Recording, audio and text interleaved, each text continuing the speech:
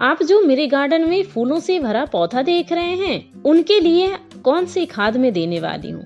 खासकर उन पौधों के लिए आज मैं बेस्ट फर्टिलाइजर लेके आई हूँ जो बेबी सैपलिंग है, मतलब छोटे छोटे पौधे हैं। उनके लिए खाद किस रूप में देना चाहिए, कैसे देना चाहिए, क्यों देना चाहिए, उसके कैसी ग्रोथ होती है और किस मात्रा में डालनी चाहिए, तो सारी जानकारी आज मैं आपको देने वाली हूँ। हेलो फ्रेंड्स, मैं हूँ प्रियंका होम किचन गार्डन में आज आपका फिर से स्वागत है। आप हमारे चैनल पे नए हैं तो प्लीज मेरी वीडियो को लाइक करें, शेयर करें और चैनल को तो सब्सक्राइब कर ही लें। तो आज मैं जिस खाद की बात करने वाली हूँ ना, वो है एक ऑर्गेनिक फर्टिलाइजर। इसमें बहुत सारे पोषक तत्व होते हैं और बहुत ज्यादा मात्रा में इसमें पाई जाती है, जैसे होती है potassium, nitrogen, protein, magnesium, sulphur और फास्फोरस। इसमें पाए जाने वाले सभी पोषक तत्व पौधों के विकास के लिए बहुत ही फायदेमंद है। तो जितने भी फ्लावरिंग प्लांट देख रहे हैं, तो विंटर फ्लावरिंग प्लांट के लिए आज मैं बात करने आई हूँ। सभी विंटर फ्लावरिंग प्लांट को आज मैं ऐसी खाद देने वाली हूँ जिससे पौधे का ग्रोथ भी बहुत ही अच्छा होगा और उसमें भर भर के फ्लावरिंग भी आएगी। चाहे वो गुलदाउदी का पौधा हो, चाहे वो गेंदे का पौधा हो, और खासकर मैं उन पौधों के लिए आज ये खाद लेकर आई हूँ जो बेबी सैपलिंग है, मतलब बहुत नन्हे पौधे हैं। क्योंकि उनको जरूरत से ज्यादा खाद दे देंगे तो पौधा वैसे ही मर जाएगा, क्योंकि उसकी ग्रोथ अच्छे से हुई नहीं है। तो उन पौधों के लिए आज मैं खासकर इस खाद का लेकर आई हूँ। आप जो गुलाब के पौधे होते हैं ना, उसमें भी ये खाद दे सकते हैं, क्योंकि ये खाद देने से ना सॉइल एसिडिक होती है, और जब सॉइल एसिडिक होगी तो गुलाब के पौधों की ग्रोथ बहुत ही अच्छी होगी, निकल कर आएगी सारे गुलाब के पौधों की, और कलियां भी भर भर के बनेंगी, इसकी ग्रोथ भी बहुत ही अच्छे से होंगी। तो मिट्टी को एसिडिक बनाना इस खाद का मेन उद्देश्य है। तो जब मिट्टी एसिडिक रहेगी, जो गुलाब को बहुत ही ज्यादा पसंद है, तो आप बेहिचक गुलाब के पौधों को भी आप दे सकती हैं, बिना किसी डर के, बिना किसी हिचक के। और ये जो मैं बेबी सैपलिंग लगाई थी ना आपके साथ ही, इसमें देखिए फ्लावरिंग बहुत ही जल्दी स्टार्ट हो गई है।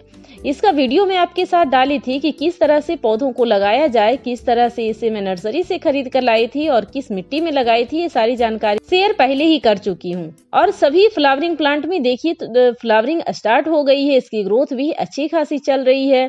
तो मिट्टी कौन सी बनाए थे वो तो मैं आपके साथ शेयर कर चुकी हूँ पहले ही। और जो पौधे छोटे छोटे से सभी में कलियां बनने लगी हैं, सभी की ग्रोथ बहुत ही अच्छी हो रही है, पौधा भी हेल्दी है। जब पौधा हेल्दी और स्वस्थ रहेगा तभी को कलियां बनेगी। और जो कलंचू के पौधे हैं ना, उन सभी में भी भर भर की कलियां बन रही है। देखिए डायंथस की भी ग्रोथ बहुत ही अच्छी हो गई है, सभी में ग्रोथ हो रही है और सभी में कलियां भी बनना स्टार्ट हो गई है। तो आज मैं उन खाद को बनाना बताऊंगी अच्छी तरीके से, किस तरह से बनाया जाए और वो आपके पौधों को किस तरह से लाभ पहुंचाएगा, किस तरह से उसे देनी चाहिए, सारी बातें आज मैं आपके साथ शेयर करूंगी। देखिए यहाँ एक प्लांट में तो फ्लावरिंग भी शुरू हो गई, और जैसे जैसे फूल मुरझाता जाए उस फूल को आप तोड़कर हटाते जाइए, तभी ज्यादा से ज्यादा फ्लावरिंग आपके पौधों में होंगी। तो ये है सरसों खली। जी हाँ, बिल्कुल आपने सही सुना, सरसों खली। सरसों खली आज मैं किस रूप में देने वाली हूँ पौधों में, और किस तरीके से ये हमारे पौधों को फायदा पहुंचाता है। कभी कभी ना सरसों खली को डालने से फायदे की जगह नुकसान भी पहुंच जाता है। तो अच्छे तरीके से आप देखिए पूरी वीडियो को, किस तरीके से पौधों में डालनी चाहिए। अगर इस तरह से आप भी अपने पौधों में डालिएगा ना, खासकर बेबी सैपलिंग में, तो वो पौधे आपके बहुत ही अच्छी ग्रोथ करेंगे और कभी खराब भी नहीं होगा। तो इन सारी सरसों की खली को मैं एक डाल दी हूँ यहाँ मग में, और मग में मैं यहाँ पर डालने वाली हूँ पानी। ये करीब 100 ग्राम की सरसों की खली होगी, और 100 ग्राम सरसों की खली में मैं यहाँ 1 लीटर पानी डाल दी हूँ। और 1 लीटर पानी डालने पे ना ये देखिएगा इस तरह से ये डिकम्पोज होता है। जैसे जैसे ये पानी में घुलेगा वैसे वैसे इसमें फंगस वगैरह बनना स्टार्ट हो जाएगी। तो अब बात आती है कि पानी के साथ इसको कितने टाइम तक छोड़ना चाहिए। इस तरह से ढक्कन इसको लगा दीजिए और इसको बिल्कुल 4 से 5 दिन इसको बिल्कुल छोड़ दीजिए।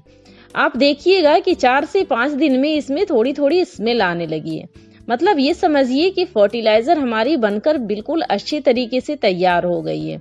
और जब इसको खोलिएगा ना तो फिर अच्छे से इसको मिक्स कर दीजिए। जैसे जैसे सरसों की खली डिकम्पोज होती है ना पानी के साथ, वैसे वैसे इसमें हल्की सी बदबू आती है, और बदबू बहुत ही हल्की होती है, ज्यादा नहीं होती है। मतलब समझ जाइए कि ये खाद हमारी बनकर तैयार है। लेकिन हाँ, 1 से 2 दिन में आप इस खाद को पौधों की में डालने की गलती कभी भी ना करें। हमेशा जब भी ये खाद बनाए ना, तो 4 से 5 दिन इसे पानी के साथ इसी तरह डिकम्पोज होने दें। और थोड़ी सी मात्रा ना मैं यहाँ मग में, दूसरे मग में डाल दी हूँ और इसको मैं डाल देती हूँ एक बड़े से बकेट, जहाँ मैं एक बकेट में ना 10 लीटर पानी यहाँ पर पहले से डाल रखी हूँ और जो आधा मग मैं इसमें डाल दी हूँ। पूरा नहीं डाली हूँ। मैं 100 ग्राम सरसों की खली ली थी तो 100 ग्राम पूरा नहीं डाली हूँ, उसके आधे भाग में इसमें बाल्टी में डाल दी हूँ। और इस बकेट में डालने के बाद इसको अच्छी तरीके से कर लीजिए मिक्स, क्योंकि ये अच्छी तरीके से मिक्स होना बहुत ही जरूरी है, क्योंकि ये थोड़ा गाढ़ा था ना। और ये अच्छी तरीके से हो गया है मिक्स, इसमें झाग भी अच्छी तरीके से बनने लगे हैं और ये बिल्कुल खाद जो है ना आप पौधों में डालने के लिए बिल्कुल तैयार है। अब बात आती है कि एक पौधों में कितनी पानी डालनी चाहिए। तो देखिए, जब भी ये खाद को डालिए आप अपने पौधों में, तो मिट्टी पूरी तरीके से सूखी हुई होनी चाहिए। जैसी गीली मिट्टी रहेगी ना तो ये खाद काम नहीं करेगी। तो मिट्टी बहुत ही अच्छी तरीके से सूखी रहनी चाहिए और लिक्विड फॉर्म में हम डाल रहे हैं छोटे छोटे पौधों में ये खाद, तो बहुत ही जल्दी ये एब्जॉर्ब करेगी और जैसे जैसे एब्जॉर्ब करेगी उस तरीके से ये फटाफट से अपना ग्रोथ स्टार्ट कर देती। तो इस तरीके से आधे आधे मग में सभी प्लांटर में डाल चुकी हूँ और सभी में इस तरीके से डाल देती हूँ। और यहाँ गुलदाउदी में भी कलियां बन रही है थोड़ी थोड़ी सी, लेकिन जब इस खाद को मैं और ज्यादा डाल दूंगी ना तो और ज्यादा कलियां बनेगी। और ऊपर से अब पिंचिंग करने का टाइम हो गया है खत्म, क्योंकि जो गुलदाउदी में हम पिंचिंग करते हैं ज्यादा ब्रांचेस बनाने के लिए, वो अब आप गलती ना करें, क्योंकि अब फ्लावरिंग का टाइम आ गया है और कलियां भी भर भर के बन चुकी हैं।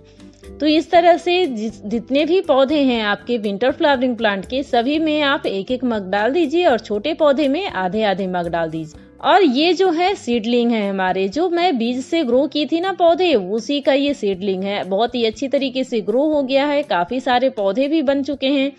और थोड़े दिन के बाद इसको मैं सारे को शिफ्ट कर दूंगी, क्योंकि जैसे जैसे ग्रोथ होगी ना वैसे वैसे मैं इसकी सारी शिफ्टिंग कर दूंगी, क्योंकि इस टाइम में ना गार्डन में काम खत्म ही नहीं होता है। जितना करते जाइए उतना ही बढ़ता जाए। कभी पौधों में खाद डालनी है तो कभी पौधों को शिफ्ट करना है। तो सभी पौधे इस टाइम में विंटर फ्लावरिंग प्लांट जितने भी होते हैं सभी को शिफ्ट करना बहुत ही जरूरी होता है।